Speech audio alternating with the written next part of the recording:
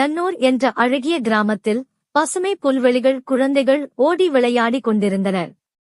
அப்பொழுது அங்கே ஒரு பெரிய ஆலமரத்தின் கீழ் ராஜா தூக்கத்தில் மிதந்து கொண்டிருக்கிறான். அப்போது அந்த வழியின் அருகே ஒரு வயோதிபர் நடந்து வருகிறார்.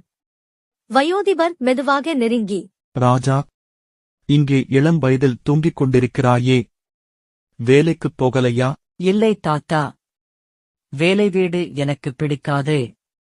என் வாழ்க்கை இப்படி சும்மாவே இருக்கட்டும். ராஜா, இப்போது உழைப்பதற்குத் தயங்கினால் நாளை பசிக்குத் தாங்க முடியாமல் தவிப்பாய்.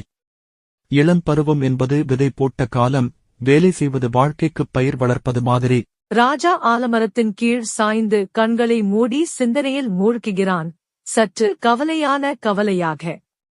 அன்றிலிருந்து ராஜா மனதில் உறுதியுடன் புதிய தொடக்கம் செய்ய தயாராக இருந்தான். சூரிய ஒளியின் பசுமை புல்வெளிகளில் ராஜா சிறிய கட்டைகளின் மூட்டை ஒன்றை தூக்கி வேலை செய்ய ஆரம்பித்தான்.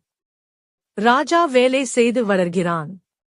வாழ்க்கையில் முன்னேற்றம் அடைந்து சுத்தமான உடை அணிந்து சுறுசுறுப்பாக ஒரு சிரிப்புடன் ராஜா சிறு தொழிலாளராக வேலை பார்த்து வருகிறான். அந்த வழியில் வந்த வயோதிபர் ராஜா செய்யும் வேலைகளைக் கண்டு மகிழ்ச்சியுடன் ராஜாவின் முதுகில் கரம் வைத்து பாராட்டுகிறார். வயலில் ராஜா சந்தோஷமாக வேலை செய்கிறார்.